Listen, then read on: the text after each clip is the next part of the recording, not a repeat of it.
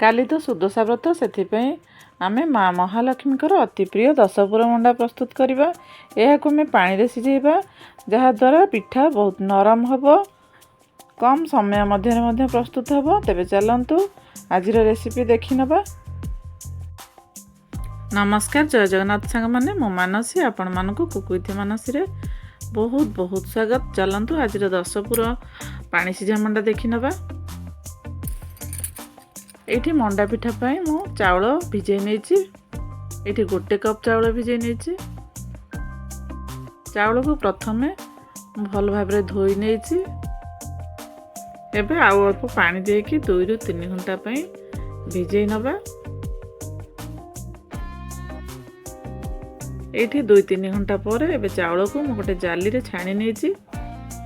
आमे चाउल को गुंड करबा। आपण माने जदि बाटिकी नबा पई चाहुचंदी त नै परंते। मु एठी गुंड करके खळी प्रस्तुत करबा। देखंतु एठी मु चाउल को गुंड करि नेछि ग्राइंडर सहायता रे। एबे आ गोटे बाउल नबा। छणा रखिकी आउ थरे एई चूना को छाणी नबा, कारण एथिरे चाउल गोटा रह जाइथिबो त पिठारे भल लागिबोनी। एबे एमती चलै नबा सब चाउल चूना को। एठी पिठा पई जहा आवश्यक सामग्री सब नेछि। एठी देखंतु चाउल चूना नेछि। एठी किछि तेजपत्र को काटी नेछि, अदा खंडे नेछि, गोलमरिच, 2टी गुजराती, गोटे बड़ अलैच, 3टी लवंग नेछि, खंडे खाइबा कर्पूर नेछि, ता सहित छेना गुड़ नडिया नेछि। आमे पूरा प्रस्तुत करिबा। एठी जहा सब आमे गोटा मसला नेचे, एई छेचा साहाय्य रे सब मसला को छेची नबा। एठी हम प्रथम तेजपत्र, अदा, गोलमरिच, गुजराती, अलैच, लवंग, कर्पूर सब को दे देछि। एबे मसला गुड को भलो भाबरे छेची नबा।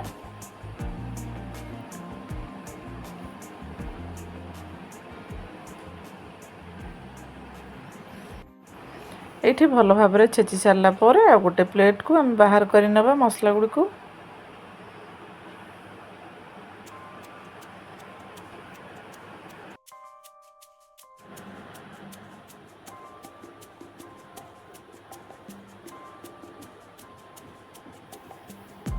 एबे चलंतु पूरो को भाजी नबा। एठी मु गोटे छोटो पैन नेछि। पैन रे गुड़ दे देछि। एठी मु पाउडर गुड़ नेछि। एबे छेना दे दबा, नडिया कोरा दे दबा। सब को भलो भाबरे गोळे की एमदी भाजी चलीबा। जेतेबेले गुड़ मेल्ट हे जिवो, नडिया एवं छेना रो पानी सब सुखि जिवो, सेतेबेले पूरा हमर प्रस्तुत हे जिवो। से पर्यंत हम एमदी भाजीबा। दर्शक बंधु, एठी आपण मानको गोटे अनुरोध, जदि रेसिपीटी आपण मानको भलो लागिथाय ताहले शेष पर्यंत निश्चय देखंतु। गोटे लाइक करंतु, फ्रेंड्स एवं रिलेटिव मानक संगे शेयर करंतु। एठी देखंतु पूरा भाजी हे गलानी। एबे हमर छेची रखितबा मसला को दे दबा।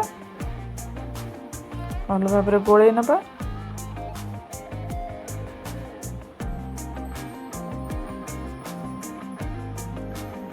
एठी हमर पूरा प्रस्तुत हो जायछि। एबे पूरा को बाहर कर नबा। से गैस रे आ गोटे कड़ाई बसई नबा। कड़ाई गरम होला परे सेथिरे 2 रु 3 कप पर्यंत पानी देबा। मु गोटे कप चाउल नेथली त सेथि पई 2 रु 3 कप पानी देछि। पानी गरम हे गला परे भलो भाबरे सेथिरे लूण दे देबा। एबे पानी फुटी साला परे सेथिरु अल्प किछि पानी बाहर कर रखि नबा, कारण आमे चूना जंतीबा त पानी काळे अधिका लागि पारे। सेथि पई मु अल्प पानी बाहर कर नेछि। एठी पानी भल भाबरे फुटिला परे हम एठी चूना को सब दे दबा। एमती गोळेबा।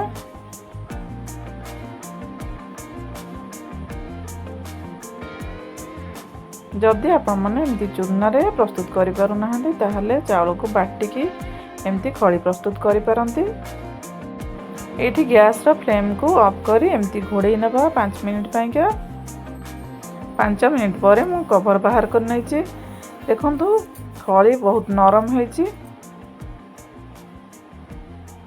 एबे आ गोटे थाली को ଖଳିକୁ ବାହାର କରିନେବା, କିଛି ସମୟ ଥଣ୍ଡା ହେବା ପାଇଁ ଛାଡ଼ିବା।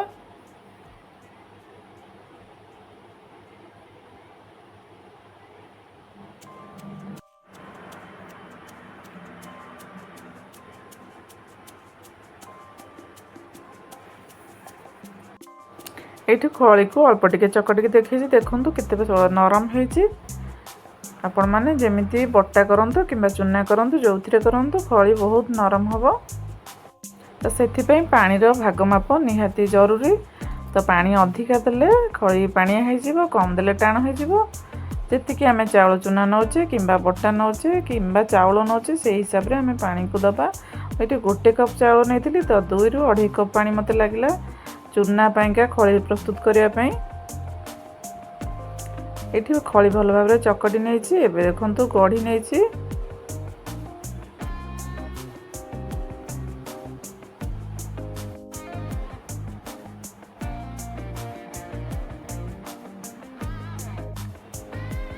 ପିଠାକୁ ଭଲ ଭାବରେ ଗଢ଼ି ସାରିଲା ପରେ ଏମିତି ହାତ ସାହାଯ୍ୟରେ ଟିକେ ଲମ୍ବାଳିଆ କରି ନେଇଛି।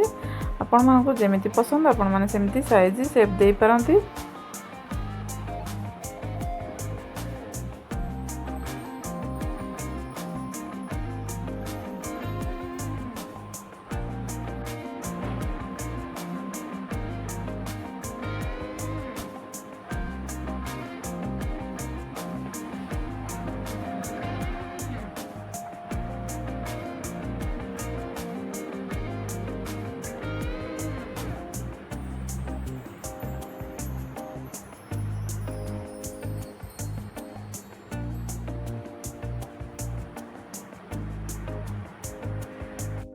ଏବେ ଆମେ ପିଠା ସିଝେଇବା। ଏଠି ଗୋଟେ କରେଇରେ ବହୁତ ପାଣି ଦେଇ ଦେଇଛି। ଏଠି 3 ରୁ 4 ଗ୍ଲାସ୍ ପାଣି ଦେଇଛି।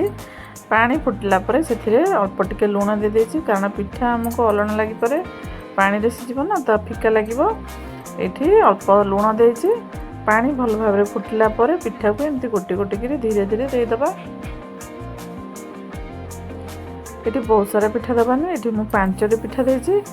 4-5ଟି ପିଠା ସିଝି ସାରିଲା ପରେ ଆଉ 4-5ଟି ପିଠା ଦେବା।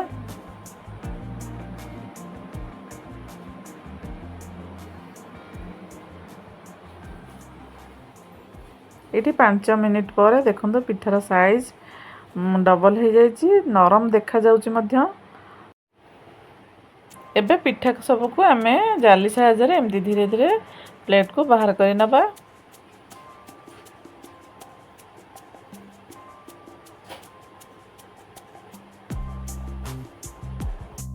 ଭିଡ଼ିଓଟିକୁ ଶେଷ ପର୍ଯ୍ୟନ୍ତ ଦେଖିଥିବାରୁ ଆପଣମାନଙ୍କୁ ହୃଦୟରୁ ଅଶେଷ ଅଶେଷ ଧନ୍ୟବାଦ।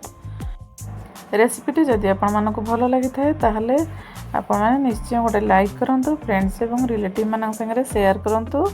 ଚ୍ୟାନେଲରେ ଯଦି ନୂଆ ଅଛନ୍ତି ତାହେଲେ ସବସ୍କ୍ରାଇବ୍ ନିଶ୍ଚୟ କରନ୍ତୁ। ପୁଣି ଆପଣମାନଙ୍କ ସାଙ୍ଗେ ଦେଖା ହେବ ଆଉ ଗୋଟିଏ ନୂଆ ରେସିପି ସହିତ। ସେ ପର୍ଯ୍ୟନ୍ତ ଆପଣମାନେ ଭଲରେ ଥାନ୍ତୁ, ସୁସ୍ଥ ଥାନ୍ତୁ। ରହିଲି, ନମସ୍କାର, ଜୟ ଜଗନ୍ନାଥ।